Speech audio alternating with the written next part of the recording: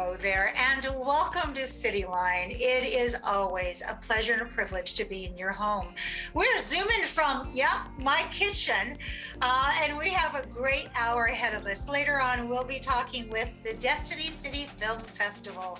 They are here to talk about the ways in which they are continuing to show us how life imitates art here in our great city. Symphony Tacoma will be here with guest conductor Jeffrey Boers from Tacoma Symphony Voices, talking about one of their first in-person concerts. Yep, I can hear you all cheering right now. Boys and Girls Club of South Puget Sound presents The Legacy of Hope. They are back in person, and this is an event you don't want to miss.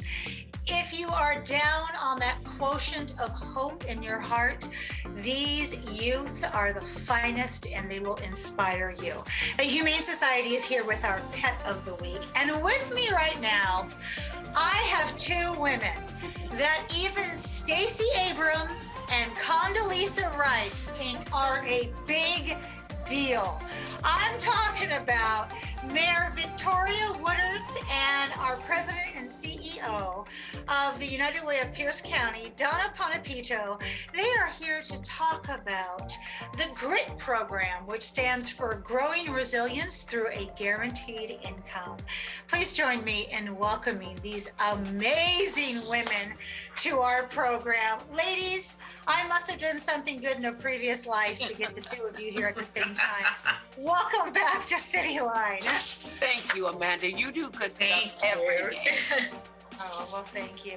So, Victoria, for people who maybe have a little brain fog going on, maybe who were fighting the good fight or were ill when this was announced, what is the GRIT program and how did it get started, Mayor Woodards? So, Amanda, as you said, GRIT stands for Growing Resiliency in Tacoma. And I have to tell you that suggestion was given to us by a Tacoma resident who, when he first heard about the program, said, I think it should be called this. And it was like, GRIT Tacoma, that's really good. And we adopted it. So still grateful to him. But it started, a couple years ago when my good friend, then the mayor of Stockton, California, Michael Tubbs, called me and said, hey, I'm putting together this group of mayors for guaranteed income. He was successful in his city at launching a guaranteed income pilot and said, he wanted to do it across the country. So he called several of his mayor friends, me being one. And I said, I've been watching your work, but and then I know that we do a lot of work here to eradicate poverty through United Way.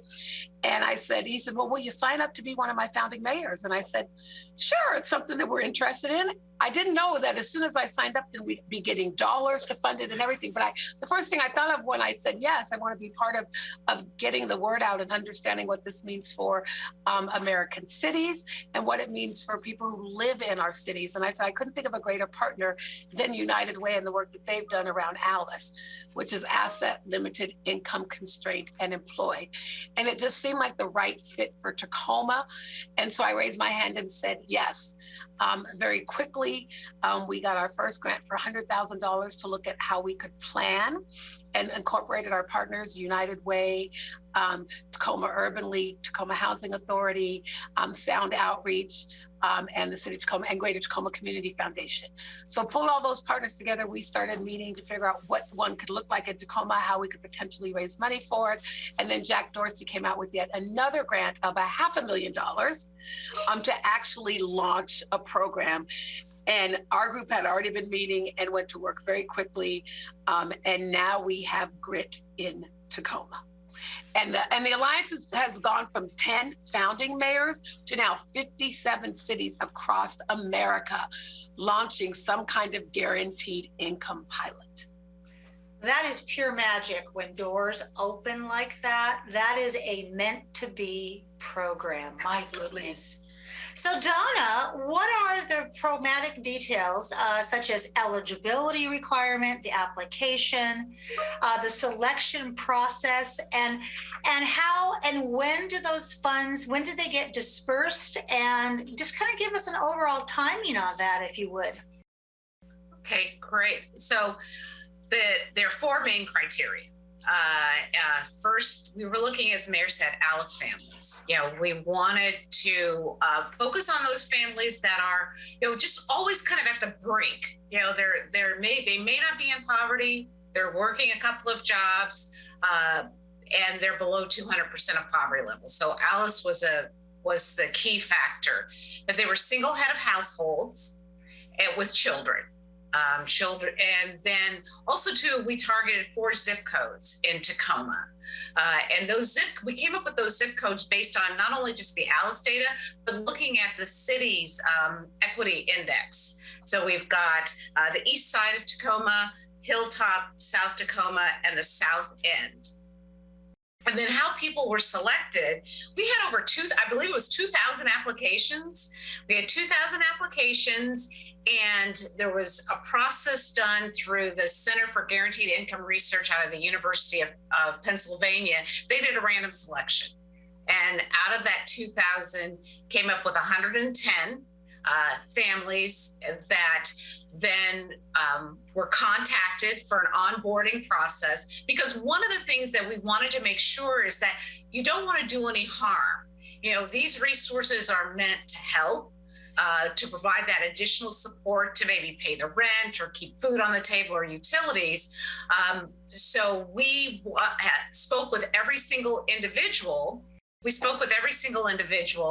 And to make sure that they were okay with moving forward into the program.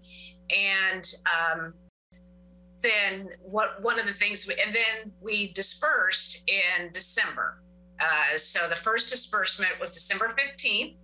And so I guess we're going on the 3rd month of disbursements for the participants. So based upon that, and boy, talk about that was just a project dream come true about checking all those boxes like you did. So Donna and Victoria, you've released your first payment on December 15th, and now the second one on January 15th. Do you have a sense, Mayor Woodards and Donna, of how things are going so far? And Donna, let's start with you. So, one of the things that we are going to do is we are going to have some of the participants provide stories. And that should be starting relatively soon. So all we know at this point is that individuals have received their payments, and we are going to be asking for volunteers to share their stories and their experiences firsthand.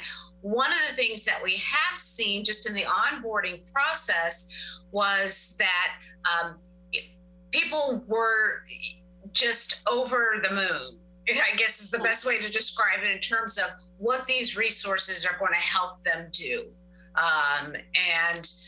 My hope is that we're going to learn from this. We're going to learn, about what policies, implications there may be in the future for families that are receiving any type of a guaranteed income. And this is just a start of it. So hopefully in the next month or so, we're going to have more stories. And Mayor Woodards, what do you hear within your level of how this is going? So people, obviously this is kind of a watch and see. This is a pilot, and so we're getting to learn.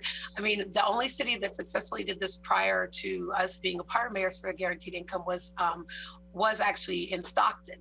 So we hear the results of the data that came out of Stockton, but I think the important thing is that this money is given with no strings attached, and so they don't have to sign up to tell their story. We have no influence over them. They get the money free and clear to do with what they need to do with. And so really the people who will volunteer, it's a volunteer opportunity to be part of our storytelling cohort, which I can't wait to hear direct stories. but I've heard all kinds of great stories out of other cities who have done this work in Stockton. People who have, we know that, if you go to Stockton's page, which is called Seed, you'll hear it improved people's mental health. People able to take time off from their retail jobs to interview for better jobs, and people have gotten better jobs. So now instead of having 2 or 3 jobs, they're able to have 1 job. So we've seen the benefits of what it's done in Stockton. I believe we'll see that same kind of benefit in Tacoma. 40% of Tacoma's households are identified as ALICE. And if we can make a small impact, we're going to really change the trajectory. And really, it's about changing the national narrative for us. Oh, absolutely. And it's also, therefore, we're changing the systemic narrative also. Absolutely. Yeah, absolutely. That's what we want to drill down to.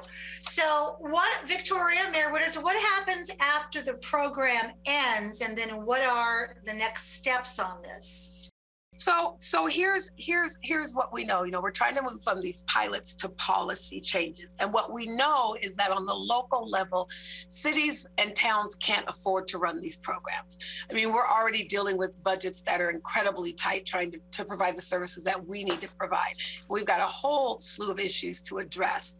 But the goal is to change the national narrative, to inform the national narrative. We know that we can do guaranteed income payments. We did it all through COVID, right? We're doing it with child tax credits. We did it with these payments that everybody got. Again, no strings attached. This is money for you to take care of yourselves and your families. And so we know it works. We've seen it work. But it really is to really push and launch for a national program to support guaranteed income in the United States.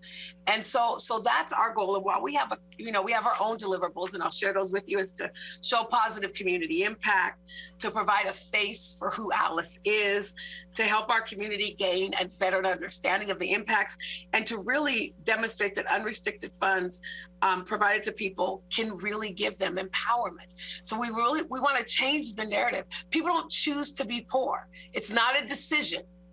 It is a circumstance, and we need to recognize it as such. So changing the national narrative in this work will help. The local and national narrative will help us to do that. We're also working directly with the state as well. Representative Berry is working on some state opportunities to bring guaranteed income to the state of Washington. So, I mean, I think the work that we're doing, we're already beginning to see the impacts, but the policy impacts are what's most important for long-term.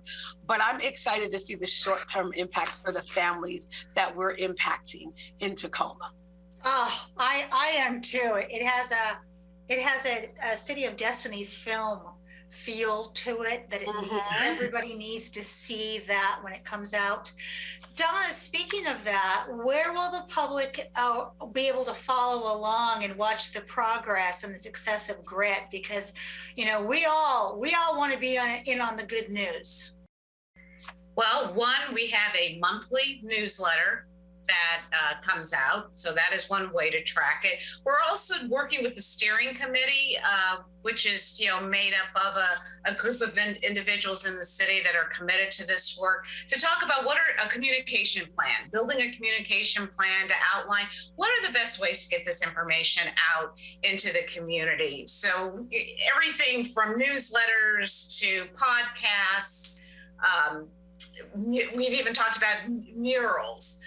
Is there a way to artistically describe this particular demonstration? But I think probably one of the most important things is hearing the voices of the recipients, because this truly is. Well, we want to look at overall policy changes, and Mayor Woodard's mentioned, Representative Berry, that there's an evergreen basic income trust that she has put forth that is a $10 million package that's going to support families and these pilot programs that are going on throughout the state. So I think that's something that individuals can do is to share their support for that particular initiative that Representative Berry is committed to. But at the end of the day, it's really about this unconditional resources that are going to families where they can make the decisions on how they use those resources to pull themselves out of poverty. And ultimately create economic stability for themselves and for our communities. Mm-hmm. You know, there is a quote that a dear friend of mine introduced me to, and I can see both of you nodding your head once I say it. It's from a gentleman named Brian Stevenson, and he wrote a book called Just Mercy.